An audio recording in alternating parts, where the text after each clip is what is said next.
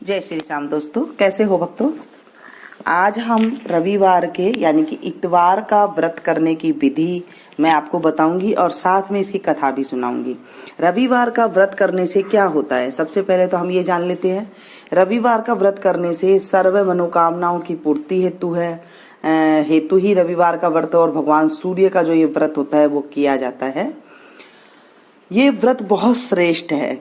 इस व्रत की विधि इस प्रकार से है कि प्रातः काल स्नानादि से निवृत्त होकर स्वच्छ वस्त्र धारण करे, शांतचित होकर परमात्मा का स्मरण करे। भोजन एक समय से अधिक नहीं करना चाहिए। भोजन तथा फलाहार सूर्य का प्रकाश रहते ही कर लेना चाहिए। यदि निराहार रहने पर सूर्य छिप जाए तो दूसरे दिन सूर्य उदय हो जाने पर अर्घ देने के बाद ही भोजन करे। व्रत के अंत में सूर्य व्रत की कथा सुननी चाहिए। व्रत के दिन नमकीन तेल युक्त भोजन कदापि ग्रहण न करे। इस व्रत के करने से मान सम्मान बढ़ता है तथा शत्रुओं का क्षय होता है। आंख की पीड़ा के अतिरिक्त अन्य सब पीड़ाएं दूर होती है। रविवार की व्रत कथा। एक बुढ़िया थी, उसका नियम था कि प्रति रविवार को सवेरे ही स्नान आदि कर पड़ोसन की गाय के गोबर से घर को लीप कर फिर भोजन तैयार कर भगवान को भोग लगा स्वयं भोजन करती थी। ऐसा व्रत करने से उसका घर धन्य धान्य एवं आनंद से पूर्ण था। इस तरह कुछ दिन बीत जाने पर उसकी पड़ोसन विचार करने लगी कि यह वृद्धा सर्वदा मेरी गौ का गोबर ले जाती है, इसलिए वह अपनी गाय को घर के भीतर बांधने लगी। बुढ़िया को गोबर न मिलने पर रविवार के दिन वह अपने घर को न लीप सकी, इसलिए उसने न तो भोजन बनाया और न ही भगवान को भोग लगाया तथा स्वयं भी उसमें भोजन नहीं किया। इस प्रकार उसने निराहार व्रत किया। रात हो गई और वह भूखी सो गई। रात में भगवान ने उसे स्वप्न में दिया और भोजन न बनाने तथा भोग न लगाने का कारण पूछा। वृद्धा ने गोबर न मिलने का कारण बताया। तब भगवान ने कहा, माता, हम तुमको ऐसी गाय देते हैं जिससे सभी इच्छाएं पूर्ण होती है, क्योंकि तुम हमेशा रविवार को गाय के गोबर से घर लीप कर भोजन बनाकर मेरा भोग लगाकर खुद भोजन करती थी। इससे मैं खुश होकर तुमको यह वरदान देता हूं कि अंत समय में मोक्ष देता हूं। स्वप्न में ऐसा वरदान देकर भगवान अंतर्ध्यान हो गए और जब बुढ़ा की आंख खुली तो वह देखती है कि आंगन में एक अति सुंदर गाय और बछड़ा बंधे हुए हैं।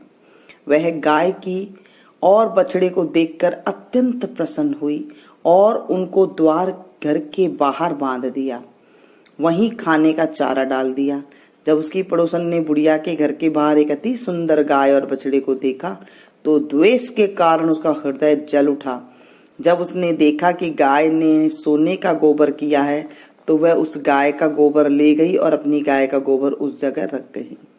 वह नित्य प्रति ऐसा करती रही और सीधी साधी बुढ़िया को इसकी खबर भी नहीं होने दी।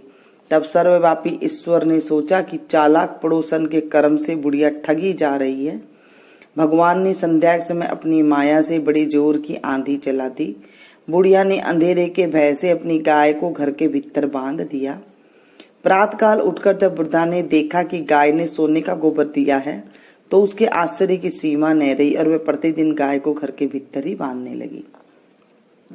उधर पड़ोसन ने देखा कि बुढ़िया गऊ को घर के भीतर बांधने लगी है तो उसका सोने का गोबर उठाने का दावा नहीं चलता, तो वह ईर्ष्या से जल उठी और कुछ उपाय न देख उसने उस देश के राजा की सभा में जाकर कहा कि महाराजा, मेरी पड़ोसन में एक बुढ़ा है के पास ऐसी गाय है जो आप जैसे राजाओं के ही योग्य है। वह रोज सोने का गोबर देती है। आप उस सोने से प्रजा का पालन कीजिए। वह वृद्धा इतने सोने का क्या करेगी।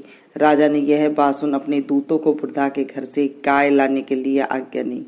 वृद्धा प्रातः ईश्वर का भोग लगा भोजन ग्रहण करने ही जा रही थी कि राजा के कर्मचारी गाय खोलकर ले गए। वृद्धा काफी रोई चिल्लाई, किंतु कर्मचारियों के समक्ष कोई क्या कहता। उस दिन वृद्धा गाय के वियोग में भोजन न खा सकी और रात भर रो रो कर ईश्वर से गाय को पुण्य पाने के लिए प्रार्थना करती रही। उधर राजा गाय को देखकर बहुत प्रसन्न हुआ, लेकिन सुबह जैसे ही वह उठा सारा महल गोबर से भरा दिखाई देने लगा। राजा यह देखकर घबरा गया। भगवान ने रात में राजा को से सपने में कहा, राजा, गाय वृद्धा को लौटाने में ही तेरा भला है। उसके रविवार के व्रत से प्रसन्न होकर मैंने उसे गाय दी थी। प्रातः होते ही राजा ने वृद्धा को बुलाकर बहुत से धन के साथ सम्मान सहित गाय व बछड़ा लौटा दिए। उसकी पड़ोसन को बुलाकर उचित दंड दिया गया। इतना करने के बाद राजा के महल से गंदगी दूर हो गई। उस दिन से राजा ने नगरवासियों को आदर्श दिया कि राज्य की तथा अपनी समस्त मनोकामनाओं की पूर्ति के लिए रविवार को व्रत करे। व्रत करने से नगर के लोग सुखी रहने व्यतीत करने लगे। कोई भी बीमारी तथा प्रकृति का प्रकोप उस नगर पर नहीं होता था। सारा प्रजा सुख से रहने लगी। जय बोलिए विष्णु भगवान की जय, सूर्य भगवान की जय। कह लगी आरती दास करेंगे, सकल जगत जाकी जोत बिराजे। सात समुद्र जाके चरण निबसे, कहाँ भये जल कुंभ भरे हो राम। कोटि भानु जाके नख की शोभा, कहाँ भयो मंदिर दीप धरे हो राम।